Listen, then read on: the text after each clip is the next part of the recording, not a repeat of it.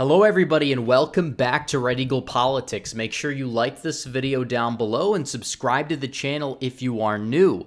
So it is the beginning of the month. It is April 3rd, and you know what that means. It is time for the prediction blitz. We haven't done a 2022 prediction in quite some time, going back to early February. So we're going to be doing the Senate election prediction today. We'll be doing the governor's one sometime during the week. So we're going to dive into this. 35 seats are up for grabs. They are at stake. It is 50 to win for the Dems. It is 51 to win for the Republicans because the VP breaks the ties. So we're going to fill out this map and we're going to get into it. But first, I have to tell you guys about our friends over at Noble Gold. So with all that's happening in the world right now, it's no wonder you're worried. You don't know what's going to happen.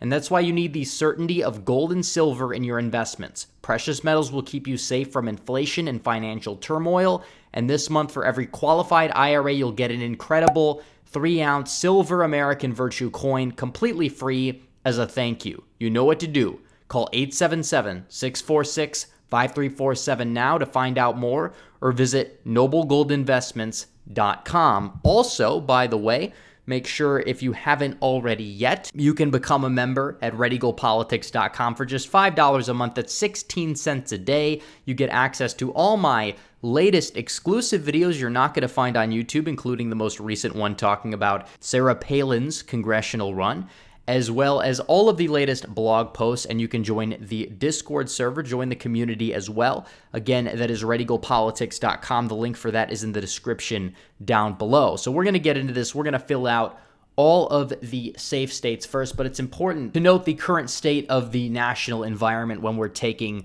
these swing Senate races into account. And right now, in a lot of the polls, Republicans have a solid lead. They lead by almost 4 percentage points now in RCP over the Democrats, 46 to 42, although the undecideds heavily disapprove of Joe Biden in nearly all of these polls, and some of the more Democrat-favorable polls have the highest amount of undecided. So that's important to take into consideration. And because a lot of these Senate seats that are swing Senate seats that are up for grabs in these swing states that either Trump narrowly won or narrowly lost, well, just moving the needle just a few percentage points from 2020 would put them all in the Republican column, and polls already are showing that here. So we're going to dive into this right now, and we're going to fill out these safe states first. California, Oregon, Washington, Hawaii, Illinois, Maryland, Connecticut, and Vermont should all be in the safe Democrat column, as well as the state of New York.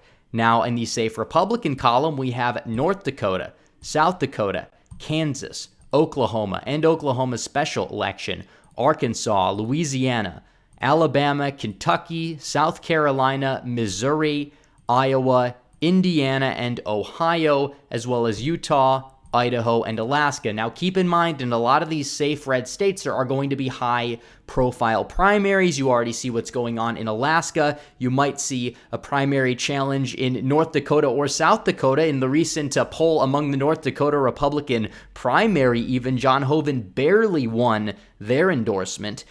You could look into Oklahoma, Arkansas, both of which have runoffs in their primaries, and there's going to be hotly contested primaries in Missouri and Ohio as well, so that's also an important thing to take into consideration. Also, Florida, Marco Rubio is an electoral juggernaut. I think he'll win by more than 10, so you could even put that one in the safe Republican column. So already we filled out all of the safe states for 2022, and now we're going to move on to the likely states. We're going to start off with the likely Democrat states, and there's really only one of them, and that is Colorado. Now, Colorado is not the state that it used to be. This was a state that used to be favorable for Republicans, a red-leaning swing state, but now has just zoomed left off a cliff. You have a lot of the liberal Californians are moving into Colorado. A lot of the conservative Californians are leaving for places like Nevada and Texas, but they're turning Colorado blue for sure. A lot of immigration has changed Colorado recently. It's growing exponentially in places like Denver, and that has really shifted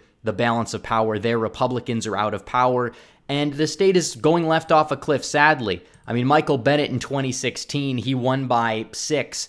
And he'll probably win by a similar margin, honestly, this time around. Obviously, I know that 2022 is going to be a much more favorable year for Republicans than 2016, but Colorado's zooming left off a cliff, and it's unfortunately not a state Republicans are really going to be competitive in the future. So we'll put that as likely blue. We'll move on to the likely red states. We'll start off with Wisconsin.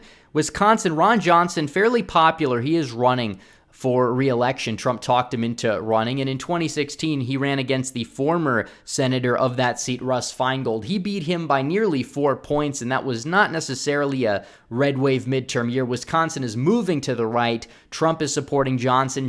He's been relatively solid as of recent. I understand that he's trying to galvanize the base ahead of the primary, ahead of the election, but still, he's done fairly well, and he's solidifying the Trump base behind him, as well as keeping his unique strength in the WOW counties, Waukesha, Ozaukee, and Washington here. So it's pretty evident to see that Johnson's going to cruise to victory. It seems as if the Democrat opposition isn't really that great, and it just symbolizes Wisconsin's turn from a safe blue state to potentially a likely to safe red state within just like 2 decades. Very impressive there, but Wisconsin will put that one as likely Republican. So we'll move on to North Carolina. I believe Republicans should have no problem winning in North Carolina. Ted Budd is the Trump-endorsed candidate. Should be an easy win. Richard Burr, he has a lot of corruption issues. He's not running for re-election. Look at in 2016, he won the seat by roughly 6 percentage points almost. Democratic opposition isn't really that good this cycle either. Ted Budd will get out that support in Appalachia, probably better than Richard Burr, should probably do better than Trump in a lot of the suburbs as well, to the point where North Carolina, I think it's going to go red by around 6 points or so, especially taking the national environment into account. So let's move on to the lean states. Oh, wait, we don't exactly have any lean Democrat seats on the map here. So we'll start off with the state of Pennsylvania. I'm not happy with the two frontrunners. Personally, I think David McCormick is the only one that really has a shot to lose a Senate seat for the Republicans this cycle, assuming he went up against Connor Lamb. I still think he would win, but I think it would be close. I think Fetterman has no shot at winning. Democrats are going to hype him up because, oh, he's a big dude. He looks like he works in a factory. Therefore, rural Pennsylvania is going to come out for this guy. And it's like, no, the guy's literally as far left as you possibly can get on a lot of issues and still have a shot to win a primary because a lot of the state officials are supporting him within the party. So he's leading the polls still. He'll likely be the nominee. And it doesn't really matter who Republicans put up. I think they're going to win. Ideally, not McCormick. I don't trust or like Oz either. I'd like somebody else to be on the table as an option.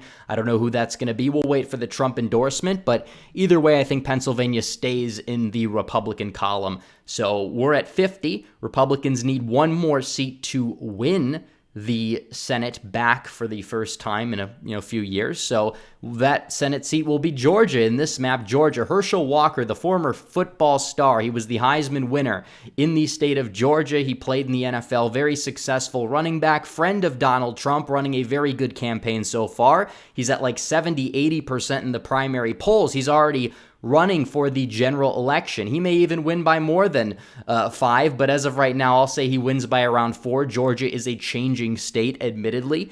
Demography is changing, educational trends are changing, but in a midterm wave year, based off of who is expected to turn out, Herschel Walker should end up doing just fine out of the state of Georgia. So we'll put that in the Republican column. Like I said, again, a lot of this does come down to the margins in the Atlanta suburbs. Saxon, who was the last senator to win this Senate seat in a non-special election, was a Republican, did very well in suburban Atlanta, but suburban Atlanta's changed even since then, and Saxon, he was not very polarizing. Herschel Walker's not that polarizing either. I think he'll win by a margin similar to what Trump won the state by in 2016. So there we go out of Georgia. So we have 3 seats left here: Nevada, Arizona, and New Hampshire. New Hampshire is the one that I typically teeter on. We go back and forth on who's going to win it. So let's actually not end the video with Arizona and Nevada like we usually do, because these are like the westernmost 2 swing states we usually do together. But we'll do them first, and then we'll go back to New Hampshire. So the state of Arizona, a very competitive primary in the state of Arizona there. Very razor-thin battleground state, will likely remain so ahead of 2024, 2028. And you see a primary between Mark Brnovich, who had problems getting elected in red wave years in the past and like barely beat a Bernie bro Democrat woman in 2018 in the state. Like, yes, it was in a blue wave national environment, but Doug Ducey had no problems knocking off his Bernie-aligned challenger. And you have other candidates in the race, too. You have Jim Lamont and Blake Masters, both of which are infinitely better on the issues. Masters probably has the best platform that we can see there. Either way, I think that Mark Kelly is overrated. He doesn't even like try to pretend to be a moderate anymore, like Sinema tries to pretend to be a moderate in the state of Arizona. He's not even that good of a politician. I think Arizona's going to flip back Republican. I think the Republicans are going to win it by several points, really no matter who the nominee is. Like I said, Brnovich has had problems getting elected in the past, but even if he does end up, unfortunately, being the nominee, which I don't believe he will be, I still think he'd win. So 52-46, the state of Nevada. Nevada is a state that is zooming to the right, especially even in the large metro area of Las Vegas, Clark County. It is zooming to the right. And even just moving the needle there like 3 or 4 percentage points in Clark County, you don't even have to win Clark County. That can flip Nevada red. Trump improved there over his 2016 margin in 2020. And I continue to believe that with the death of the Reid machine, both literally and figuratively, you will see Nevada continue to move vastly to the right, and it will be a state that is going to be probably lean to likely Republican every cycle. I mean, look at the demography of Nevada. A lot of the white population there, contrary to Arizona, is blue collar. And the largest minority group there are Hispanics. Trump did a couple points better with them in 2020 than he did in 2016. I think Nevada's going to flip. I think Catherine Cortez Masto is one of the most overrated incumbents. I think Joe Heck ran a pretty bad campaign in 2016. He should have won that. Cortez Masto couldn't even crack 47.2% of the vote there. So taking everything into consideration, it's pretty clear that I think Nevada's going to flip. And then we have the state of New Hampshire. And looking at the national environment with the way things are going, looking at the approval rating of Maggie Hassan, it is not high. She is not Jeanne Shaheen. She's not unbeatable.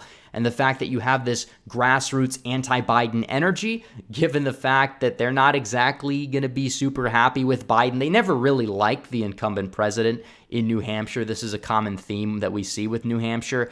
I really do believe that it is going to flip. I don't know who the nominee is going to be. I believe that one guy, Frank Edelblut, might actually be gaining some traction in the primary. I think he is electable in the state of New Hampshire. I think he will win. Also, I'm keeping Bolduc in mind. I haven't necessarily made a definitive endorsement. I think either one potentially could win given the national environment. But either way, we'll put this one as tilt Republican now. This will change as we get closer. But as of right now, it should be an easy sweep for Republicans across the swing states. I mean, you might even see Colorado get to be a lean margin. Personally, I think Republicans are going to lose it by around 6 or 7. The state and the culture have just changed so much over the past 20 years.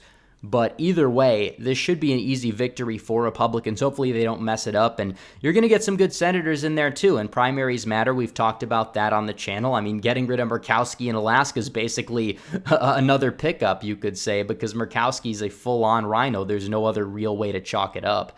So 54-46 is the final map. Anyways, guys, thanks for watching this video. Please like this video down below, comment down below, subscribe to the channel, hit the bell for notifications so you never miss another video. Follow me on social media. The links are all in the description down below. As always, guys, thanks for watching. Red Eagle, out.